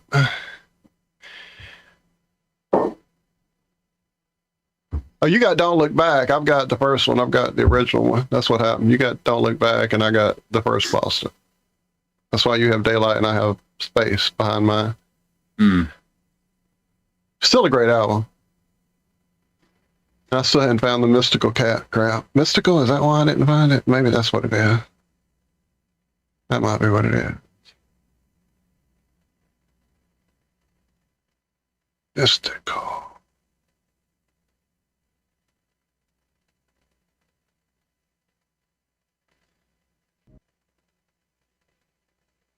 So I suppose the question is, right, when we're talking about all of these possibilities, neuroscience and just the power that we possibly wield as human beings, like, we're so distracted with everything, 9-to-5s, soccer moms, just everything, right? Just bread and circus. We don't have the time to cultivate the Arnold Schwarzeneggers within our minds? You know what I mean? Like, what if the existence that was wiped out, when we talk about Antiquitech and we talk about Tartaria, all this shit, like, what if those existences were purely telepathic and just mental? Like, everything. Everybody was that way. Everybody was super. Everybody was super, right? And they show us that with the Jedis. I mean, remember when... That's what I think the Tower of Babel was, that we were all telepathic ahead of then. And then the Tower of Babel was not the scattering of language as much as it was the creation, the scattering of the mind and the need to create a language, whereas before the Tower of Babel... I like that. I like that, Josh. That is really interesting, because that whole curse for me was always confusing. It always confused me. It's like, this is such a trifle. This is so stupid. Like, how far did you get in the History of the World book, Travis? Or did you finish it? Or no? It's heavy. It's a heavy read. Well, if you didn't, did you get past the vegetative state of man? Did you get past that chapter? You just mentioned that book today. I've never read it. I've never. Oh, well, I thought you said, oh, that name, like you had the book. I misunderstood the way you reacted to the name being two different names. That I thought you were verifying that it was the same book. Blah blah blah. So, because there are different copies out there. I have PDFs that have both names on them when I couldn't find the book. Anyway, in that there's this whole progression of the history of us as, thought, of the essence of one, God, whatever you want to call it, original point of intelligence, whatever your word for Om is, that. And then as the thought became form, and the form became all these different energy patterns and wave and all that. Okay, so then we get past all that and we get to this vegetative state that man was. And that's back kind of in that early epoch of like creatures and leviathans and dragons and things happening that, like, what does that mean? But for them, that was just normal everyday stuff. And then you start into this era where we were starting to put the cave of our cranium around that part of us that was connected to source all the time, constantly. We were never disconnected from source until this cranial thing formed around that part of us that blocked us from source, so that we could have these separate experiences here in this realm. And in all of that, it definitely talks about that idea of, well, just that being, losing the memories of who we are so that we can have this separate experience and this separation from source, because we source always feeds the data. That's why we get these downloads in our dreams or in our meditative states and things like that. So we had to separate from source to have these individual cause and effect, good and evil experiencing here now. Has this realm been, hijacked and et cetera? Well, that's a whole different thing. And that's kind of the part I'm in on the book now. But anyway, that idea of it, us at one point just being connected all the time, and the Tower of Babel, that probably was a benchmark of that change and that separation and that lack of psychic ability or whatever. Yeah, I like that too. I mean, the only thing that I would throw back into Josh's theory is that in the Hebrew, it doesn't say they were all of one language. It says they were all of one lip. It's the physiological word for the mouth, lip. They were all of one lip. Or that's the way it goes. But I'm not discounting Josh's theory at all. It's interesting, but something you said, Walt, makes me think of this idea. Like, it is interesting that it's lip rather than tongue. Right. Yeah, absolutely.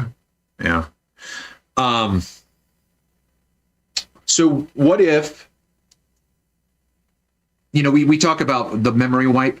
So we don't know who we are because, when we're born, there's a memory wipe.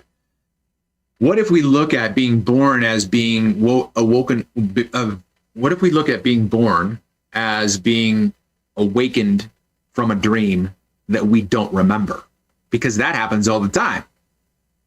But You can train yourself to remember your dreams by training your subconscious to log that into your accessible memories by when you wake up. And if you have a dream journal and you start to journal and recreate your dream, you're training your brain, you're training your subconscious, you're training Elizabeth to remember.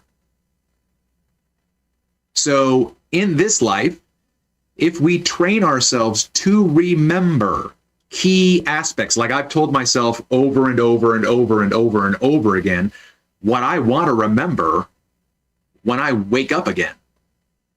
Because when I die here, I'm going to wake up somewhere else. And I'm trying to plant memories that avatar is going to have access to. So the way, in my opinion, for my avatar right now to prepare himself for the next life is to do that, is to work hard right now, training my mind to hold on to what I know and make it accessible to me.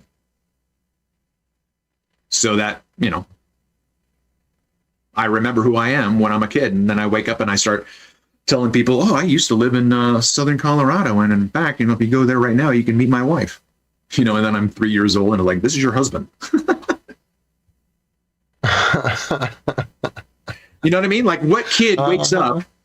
Or, I mean, if you think about this, right? Like, why, if we are a divine expression of intelligence that gets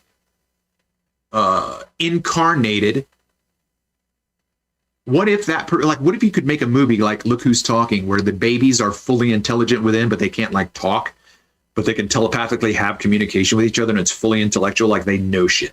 Like they know who they are, they know, you know, all that kind of stuff. Like, what if you had this baby?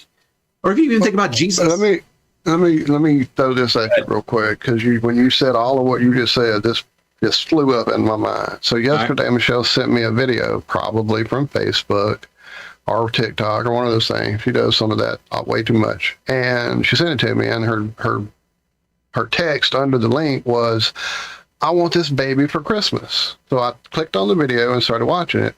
And it was this very young toddler, just out of toddler, not quite 4, probably age child, who has brought the barn cat.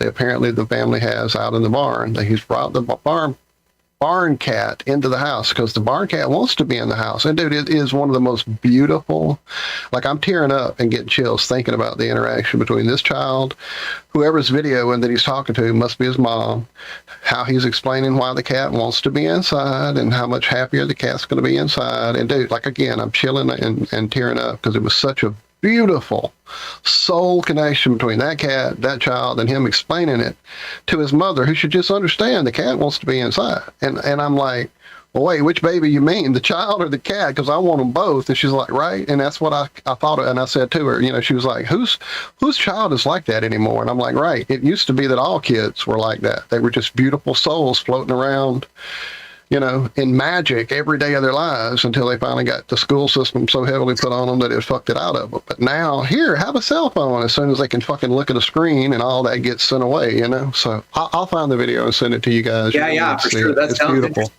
I have so beautiful. Thinking about it, yeah.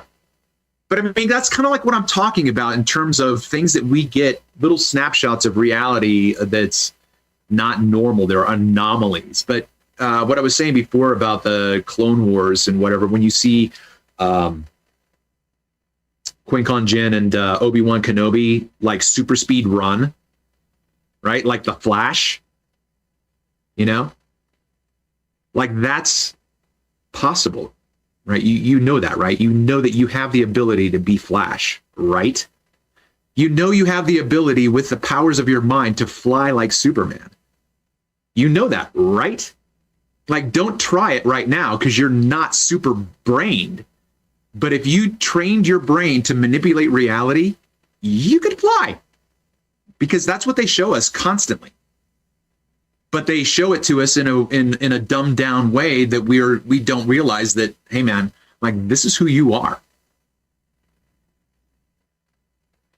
So that if we train and train and train our brains this way, to me, that's like, you know, I mean, if you think about moving a pencil on the table, Or even if you think about, oh man, sorry, I'm so triggered to just puke all over you guys right now. If you think about the training session with Luke and Dagobah, you know, it was all mentalism. The weight of the stones that Luke was lifting with his mind don't weigh more than the X-Wing fighter that's in the bog. It's mental. Well, you know, how heavy is a feather in your mind? How heavy is a 1-ton truck in your mind? It's not. So it should be no trouble, just like Yoda showed Luke, it should be no trouble to just get that X-Wing out of the bog, because it's just light as a feather, and I'm moving it. Like, that shit should be able to happen with us. Oh, that's what triggered me to go back. So now we have Dr. Doolittles everywhere. Like, we should be able to telepathically communicate with everything. Otherwise, why make a Dr. Doolittle? It makes no sense that somebody can talk to animals. It makes no sense. Zero. Like, why would you make that myth? Unless telepathy is true.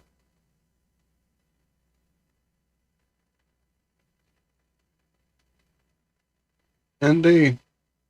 Indeed. I dropped that video, guys, in the chat and here in the call chat on the Iron Realm Media chat we're in here. The call. Sorry, I'm trying to read and talk. Can't do both. Lots of extra protective hugs around Sherry in chat there. Lots of love, lady. You got this. Yeah, I saw you having a lot of trouble. I think it was maybe, man, who was it? Was it Laura talking about nothing but nightmares yesterday morning? I woke up from a nightmare attack. There was no doubt that it was an attack because of the content and the way it transpired, and the victim in the sequence being my cat that is currently sick. Like one of the kitten that showed up here, little Milk Stash, who's now been renamed Bestus because he's just the bestest little kitty ever. He's been like, for the last 2 days, he's just been kind of lethargic and laying in his little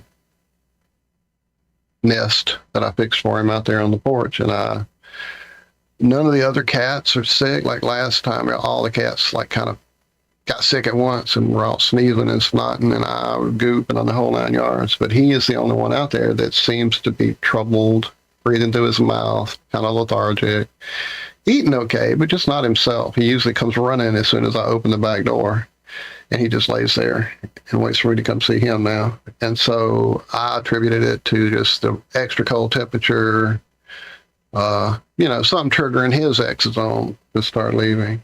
But definitely the fact that he was the centered part of the dream and he was the one attacked. And in the dream, it was that the entity got him only because he was sick and his normal faculties were not up to speed. And in the dream, or in the attack, or whatever you call it, I attributed it to my poor care of him, not providing enough warmth or food or whatever that I lacked as a caretaker of this soul that has attached itself to me. My ineptitude at taking care of him caused his sensibilities to be off enough to where the entity attacked him in the sequence right before I woke up, raging and reaching out to fucking rip that fucker to shreds as he hurt my cat. And so, again, I know it's part of what's going on with the solar stuff. It's part of what's going on with the fucking Schumann nut stuff going on lately that gives them more juice, I guess, more battery power. It levels them up a little bit so that the attacks come a little more intently and a little more violently and a whole lot more emotionally upsetting. And so, yeah, sending out a lot of protective healing. Let me drop this again because I've dropped it, and I know some people start reading it and immediately freak out because of the just jumping into it immediately with the severity of these attacks and what they really are and all that stuff. Don't let that frighten you because it's really a powerful document. And it is based on years that this person has put into training themselves to deal with these things, as I have, and knowing these steps work and repeating them and believing them and using the imagination and the love and the happiness and the joy of being human. And you got this. So I'm going to drop it once more.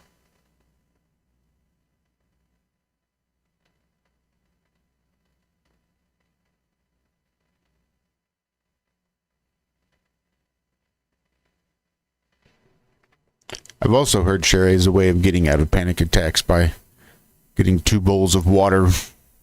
One as hot as you can stand and one as cold as you can stand, and put your hands in each bowl.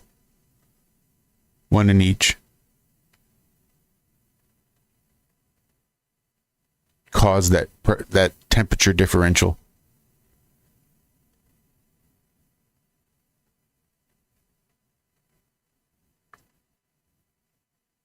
I've heard that works. I think last time I went through this, you finally dropped it, Josh. They've hidden it from me in my history and in my bookmarks. I have to go looking for it on my phone now every time I want it. Do you have it handy? Yes. The Jack London? Uh-huh. Yeah, I knew you did last time because I couldn't immediately find it on my computer. Fuckers. What about Jack? So the guy who put this information together used that name as his nom de plume, I'm guessing, because of the history of Jack London and his, kind of overcoming. Well, in certain areas. I used to be a reader of Jack. I got a compilation of all of his works, and I read a lot of them. But all I know really about him was that he was more like, wasn't he a trampy kind of hobo-y kind of a lifestyle kind of a guy?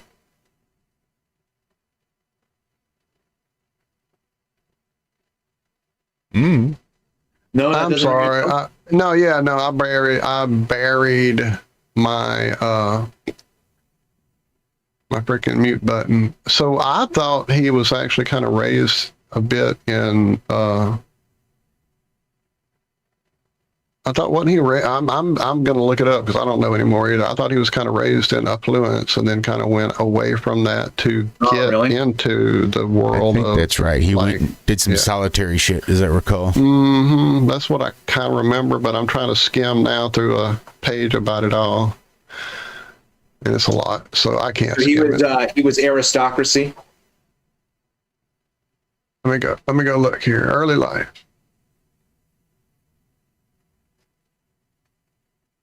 Fifth youngest child of Pennsylvania canal builder Marshall Wellman and his first wife, Eleanor Garrett Jones. They were descended from the Thomas Wellman, early Puritan settlers. So yeah, he came from a bit of whatever, but then later on, there was house fires. I remember there was some kind of, I'm trying to skim this thing and I'm not having great success at it because I'm getting a little eye droopy here because I've been reading a lot this morning on the pages. Well, if anybody out there is... here, I'll just send it to you. Think that means his dad was an engineer? Or just I got a buddy and he prefers being called a sanitation engineer. Instead of a trash collector? Right. So if you call yourself a canal builder, are you like a learned engineer or do you just dig a ditch?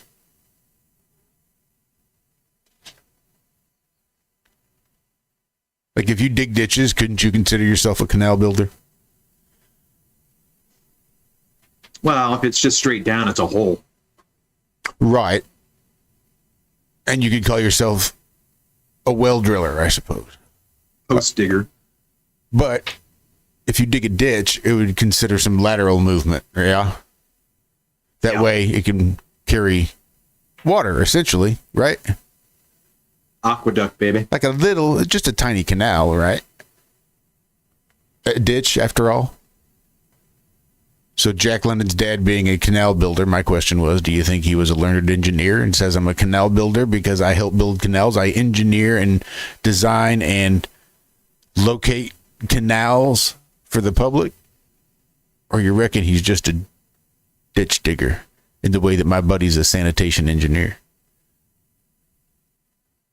Way to deconstruct things, man. You think he's just puffing up his resume?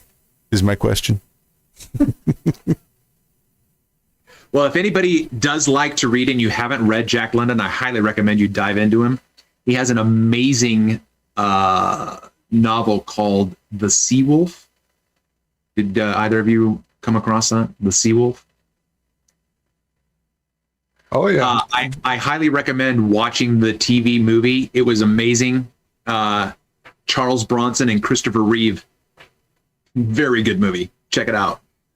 But I also recommend just reading it.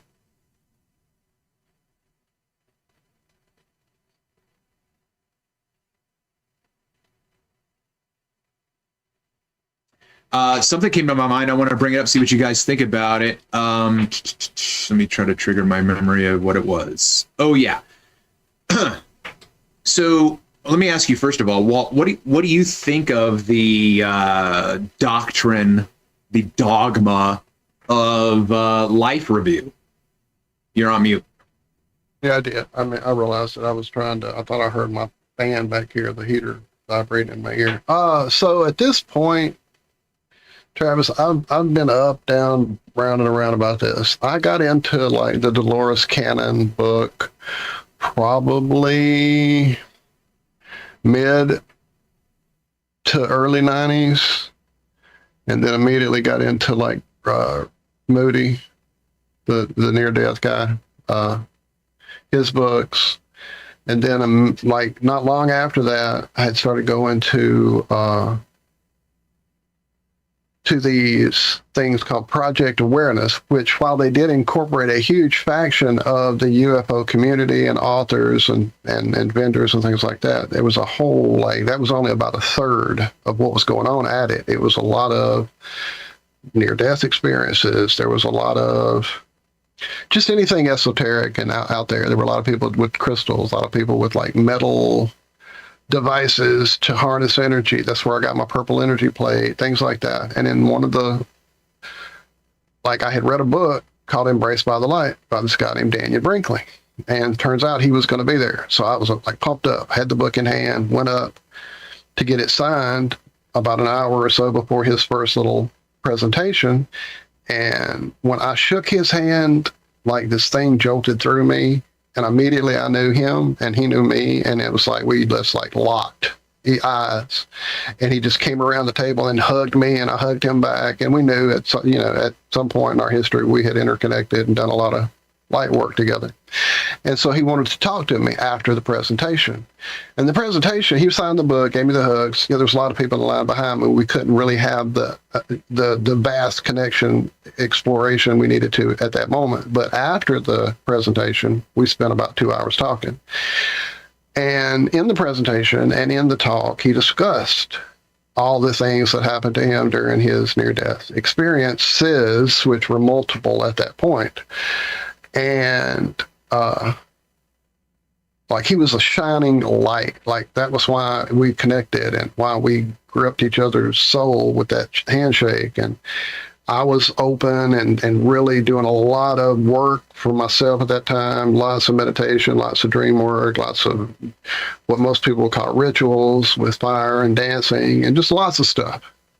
And so the receptivity and everything was perfect timing. And me and him connected, and I was blown away by the things he talked about, including the fact that immediately upon becoming aware that you're no longer harnessed to the physical meat bag, there's this, what he determined, called it, whatever, a lot of people have called it that as well, is this life review. And in the life review, not only do you see and experience the things that happened through your life from your point of view, you also experience it from those people's points of view. So every hug you've ever given, you get to feel that hug from that person's perspective. but also from every fucking ass chewing and being a dick and all the other things you've done to people. You get to feel all that stuff too. So every time you broke Uncle Bessie's cookie jar, and every time Mom fussed at you, and every time you should have called Mom but you didn't, and so all those guilt things, they get heaped back on you. And you get guilted into going, well, you know, I should go back out and figure out I should be a better person this time around, you know.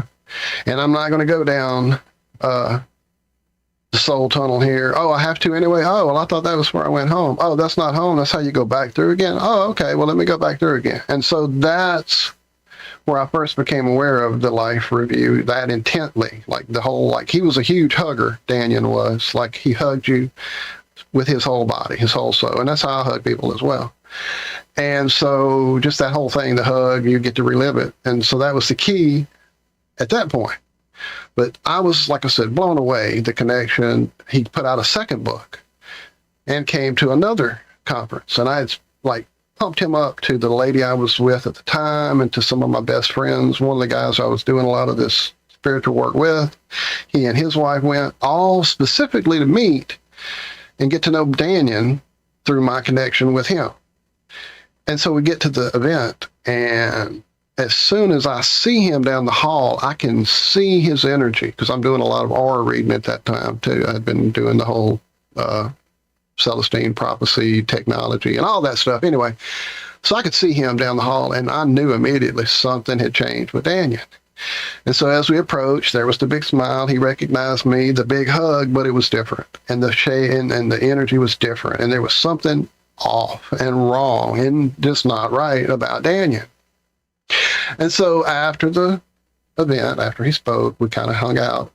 I think, was that the year we were at the first year we were at the same hotel together and had breakfast. It was this year he was at a separate place. Anyway, at some point we had time to kind of talk. And it basically boiled down to that in his last dying, which he was like, when he got fried by the electricity, it really fucked his body up. So he had health problems and he had issues and all that. But he had gotten, I don't remember what it was, some disease that caused him to, again, die and have this near-death experience. And this time around, apparently it wasn't all good hugs and light and happiness. And I think what happened is that maybe he caught them by surprise. He showed up when all the set dressing wasn't in place and all the costumes weren't on and all the masks weren't secured. And he saw he saw who was really running that show and that review and that guilt of coming back and fixing Aunt Bessie's cookie jar and all of that stuff. And then fast forward, 15, 20 years later, I find the whole, like, these things that, like, we've talked about on our show numerous times, the entities, Jerry Merzinski, hell, the David Icke stuff, believe it or not, whatever you want to with him, consider him to be nuts or whatever, but the hijacking of what takes place with us after passing from this realm into what's considered the death realm is pretty well documented at this point. So that's kind of where I am with it. I'm like, I know I've come back through this fucking madness a few times, trying to shake people out of their stupor, try to make them reconnect to true self and true source and what we really are, and to try to take back this place was created by us, for us, and this is it, fuckers. If y'all don't wake the fuck up this time and figure it out, I'm out. I'm skipping the light. I'm headed into the dark, quietude, away from it all. All right. So I'm going to have to probably wait until Friday to follow up with my thoughts on that, but that's okay because I'll probably. Oh shit! I didn't know I was rambling for 30 minutes. I'm sorry. No, it wasn't 30. No, you weren't for 30. That's perfectly fine. But just the one thing, God, I just wanted to say one thing. It was just something that triggered me to think about this. It was it was it was something else. It wasn't what you said. It was somebody else on Facebook, but they were talking about near-death experiences. Yeah. All right. Well, I'll try to formulate what I was trying to think through and bring it around again on Friday if I remember to wake up. Absolutely, man. Absolutely. By the way, I programmed myself to wake up at 3 this morning, and Elizabeth woke me up at 2:55. Nice. Nice. And I love calling my subconscious Elizabeth because Elizabeth means house of God. I did not know that. Oh, subconscious. My subconscious. I thought it was your unconscious. I thought it was just some chick you had in the basement with you. Open the cellar door. Hey, Elizabeth, wake me up at 2:00. This is my unconscious. I call her Elizabeth. All right, thanks everybody. We're gonna get out of here on that note. I really do appreciate you all hanging out with us this morning, as sick and twisted as we are. And we will see you all on Friday morning for more. Don't forget, it'll be at least another week before you see us back. We're going to take at least the next week off. I just keep thinking about all the time off work I have and how nice it'd be to have a nice long detox. I don't know. We'll see. It might be through December. We'll see. But at least we were here this morning. Thank you all. Be good, be well. Do good. Do it well. We love you. Bye-bye.